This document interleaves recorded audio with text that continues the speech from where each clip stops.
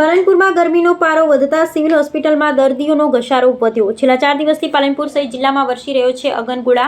ગરમીના કારણે બાળકો, વૃદ્ધો અને સગર્ભા મહિલાઓને વધુ અસર। ગરમીના કારણે ઝાડા ઉલટીના કેસોમાં વધારો। પાલનપુર જનરલ હોસ્પિટલમાં દર્દીઓનું પ્રમાણ વધ્યું। ડિહાઇડ્રેશનના કારણે ઝાડા ઉલટી, ચક્કર આવવા, બેચેની લાગવી અને શરીરમાં નબળાઈ જેવી તકલીફો ધરાવતા દર્દીઓમાં વધારો।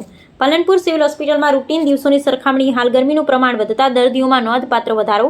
ગરમીથી બચવા માટે પૂરતું પાણી પીવું, બપોરના તડકામાં બહાર ન નીકળવું, હળવો આહાર લેવો અને માથું ઢાંકી રાખવું જેવી તબીબોની સલાહ। અહેવાલ જયંતિભાઈ ઠક્કર, ન્યૂઝ 16 ગુજરાત। નમસ્કાર। જનરલ હોસ્પિટલ પાલનપુર ખાતે ગરમીના લીધે અમુક લોકો દર્દીઓ આવે છે જે લોકોને ચક્કર આવે છે, ઉલટી થાય, ઝાડા થઈ જાય અથવા તો બેચેની લાગે એવી પરિસ્થિતિઓમાં દર્દી આવતા હોય છે। એમને અમે દવા દાખલ કરીને આઈવી ડ્રીપ અને રિહાઇડ્રેશન માટેની ટ્રીટમેન્ટ આપતા હોઈએ છીએ।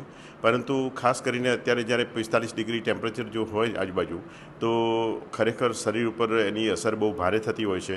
પરસેવો પણ સુકાતો નથી હોતો અને ઘણીવાર ચક્કર આવીને માણસ પડી જતા હોય છે અને બેભાન પણ થઈ જતા હોય છે અને ક્યારેક મોત પણ થઈ જાય છે।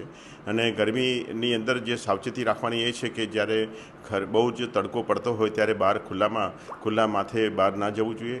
અને સાથે સાથે જો તમે બહાર જવું જ પડે તો ખરેખર પાણી વધારે પીવું એ વધારે જરૂરી છે। ડિહાઇડ્રેશન જો થતું હોય તો હાઇડ્રેશન કરવા માટે પાણી વધારે પીવું, લીંબુનું શરબત છે કે કોઈ પણ જાતના પ્રવાહી પીવા સલાહભર્યું છે।